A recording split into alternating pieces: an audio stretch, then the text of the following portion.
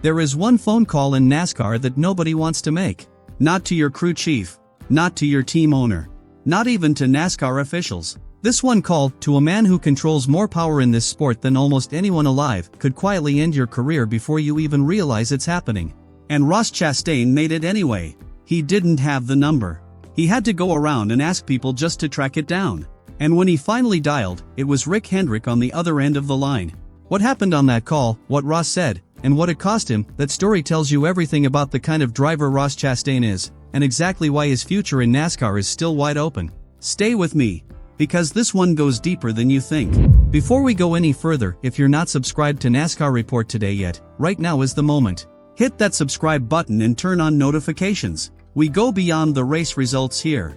We talk about the real stories, the ones that actually shape this sport. You don't want to miss what's coming. Subscribe now and let's get into it. To understand why that phone call matters so much, you have to understand who Ross Chastain was before he made it. Ross didn't come up through the traditional NASCAR path. He came up the hard way, the watermelon farmer from Florida who fought for every single opportunity he ever got. No big sponsor backing him from day one. No legacy team taking a chance on him. Just raw talent, relentless hustle, and a driving style that made people pay attention. And that driving style? It was aggressive. It was borderline. It was the kind of driving that small teams love because it gets results, and that veteran drivers hate because it puts them in walls. Ross was never the kind of guy to lift off and let someone have the corner. He'd put his front bumper on your rear bumper and let you decide what happens next. He'd trade paint without blinking. He'd come off pit road like he had somewhere to be and anyone in his way was going to find out the hard way. That worked. It got him wins. It got him attention. It got him into Trackhouse Racing with Justin Marks, one of the better opportunities in the Cup Series paddock. But it also got him enemies. And in NASCAR, enemies have long memories. Now, drivers bump into each other. That's racing. That happens every single weekend, and most of the time, it gets forgotten by Tuesday. But what happened at Darlington last year was different. And it was different because of who was involved. Late in the race, on a restart, Ross got into Kyle Larson. Not a slight brush. Not a racing incident where both guys could walk away and say it was just one of those things. Ross got into Larson and wrecked him. Kyle Larson, the number 5 car. One of the most talented drivers in the sport. And more importantly, a Hendrick Motorsports driver.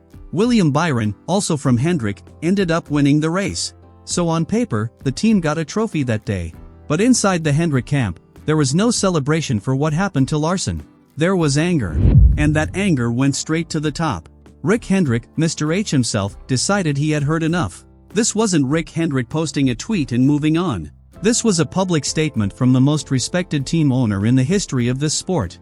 He said, and I want you to think about the weight of these words, he's going to make a lot of enemies, and it's hard to win a championship when you got a lot of paybacks out there. Read that again slowly.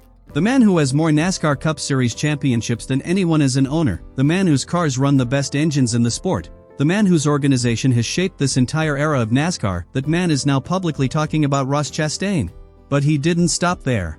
Hendrick made it absolutely clear that his days of telling his drivers to absorb the hits and move on were finished. He said, I don't care. I've told Chevrolet that. If you wreck us, you're going to get it back. That's not just a warning. That is a declaration. And the entire garage heard it. Fans at the time put it perfectly. When Mr. Hendrick himself is the one sending warning shots, you are not in normal trouble. You are in a different kind of trouble entirely. Now here's what most people got wrong about what happened next. Everyone assumed Ross was going to do what most drivers do, keep his head down, avoid the subject, hope it blows over. But that's not what happened at all. What he actually did is something almost no one predicted. Ross Chastain sat down with Justin Marks first. They had a real conversation about what went wrong, what the moment actually meant, and what needed to happen next. And then Ross made a decision that very few drivers in that garage would have made. He picked up the phone and called Rick Hendrick directly. He didn't have the number. Let that sink in for a second. He had to go around and ask people just to get Rick Hendrick's contact information. Most drivers in that position would have taken the difficulty of finding the number as a sign that maybe they shouldn't make the call at all. Ross found the number. And he called. Think about what that moment required. You are a driver who just wrecked one of the most powerful team owners' best cars, in front of the whole sport, on national television. And instead of hoping the situation quietly disappears, you are dialing that man's phone number. That's not just courage. That is a level of self-awareness that most people in any profession never develop. Later, on the Dale Jr. download, Ross explained it in his own words. He told Dale Earnhardt Jr., Justin and we had to learn through that. I was used to it, but I wasn't to that magnitude of the 5-car, Mr. Hendrick. So yeah, it was good. It was learning. That word, magnitude, is the most important word in that whole sentence. Ross had bumped into drivers before. He had traded paint with smaller teams. He had made enemies who didn't have the power to really do much about it. But wrecking the number 5 car, putting Larson in the wall, doing it in a way that forced Rick Hendrick to go public with a warning that was a completely different level. And Ross understood it. He understood that fighting a war with Hendrick Motorsports is not a war you win. They have the cars. They have the engines. They have the manufacturer relationships. They have the industry connections. Long term, that fight does not end well for the other guy. So Ross did the smart thing. He called. He owned it. He moved forward. And here is where the story gets complicated. Because the phone call worked, but it also came with a cost. The 2024 version of Ross Chastain was noticeably different on track. The Hail Melon move, that famous wall-riding moment from Phoenix in 2022 that became one of the most talked about moments in modern NASCAR, that was gone. The aggressive restarts were gone. The driver who seemed willing to turn the whole field sideways on lap 1 if it meant gaining 3 positions had gotten quieter. Dale Earnhardt Jr. noticed it. When he sat down with Ross on the Dale Jr. download, Dale asked him directly whether the Darlington crash and the Hendrick conversation had changed him as a driver. And Ross was honest about it. But what's interesting is the line he's trying to walk. He told Dale, "I don't want people to not like me. I don't want any driver or their families or anything to look at me and walk the other way." Notice something important there. He's not talking about the fans. He's talking about the people inside the garage. The other drivers. Their families. The people he has to look in the eye every single weekend of a 36-race season. Those are the relationships that matter for a career. Not Twitter. Not message boards. The garage. At the same time, Ross was careful to make clear he wasn't going completely soft. He told Dale, "When we're on track, if they get mad when their helmet's on because I kept my position because I raced them, it doesn't bother me. It's when I step over the line I wreck Larson when either one of us could have won that race." That's the line he's drawing now. Race hard, race clean, but don't create wrecks that didn't have to happen. Interestingly, Dale pushed back on this. He told Ross he didn't want to see him change. He likes the driver who dives into a corner not knowing if the car is going to stick. He doesn't want the DNA to disappear from Ross's racing. Two legends of this sport, looking at the same situation and seeing it differently. That's what makes this story worth paying attention to. But here's what nobody was talking about during all of this. While Ross was working on his reputation inside the garage, his season was quietly falling apart around him. And then came the beard. And I promise you, the beard story is something else entirely. The toned-down Ross Chastain in 2024 did not produce better results. It produced worse ones. Trackhouse Racing couldn't find consistent speed. The results weren't coming. And when the regular season ended, Ross had missed the playoff cut entirely. No wins in the regular season. Not one. For a driver with his talent, in a car with his resources, that is a painful number.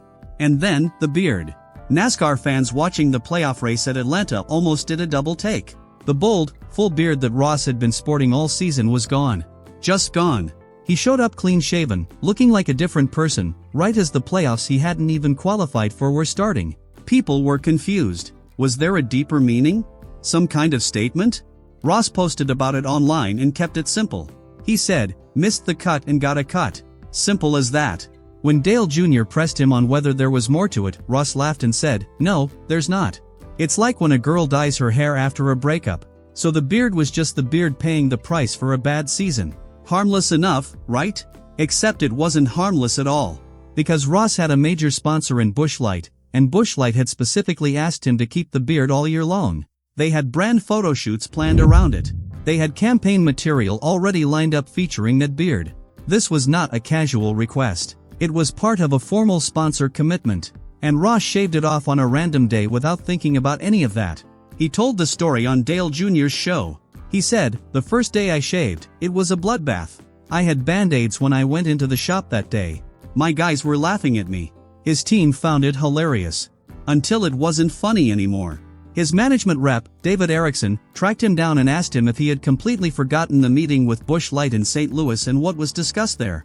Ross admitted he had. He just made a split-second decision in a bathroom, shaved, and created a genuine sponsor problem. That's why, if you've been paying attention, Ross hasn't been featured as prominently in Busch Light's social content lately. That one decision, one moment of forgetting, cost him real sponsor visibility. It's almost a perfect metaphor for the whole year. The right instincts, but the execution not quite landing the way it needed to. But here's what you cannot take away from Ross Chastain, no matter what happened in 2024. He got himself into the playoffs, through the back door, through points, as one of the wildcard entries, and then he went and won at Kansas Speedway. Kansas. Victory Lane. Ross Chastain. The speed is still there. The ability is still there. When everything lines up, he is still a driver who can beat the best cars in the field on a given Sunday. That hasn't gone anywhere. And that is the real story heading into 2025.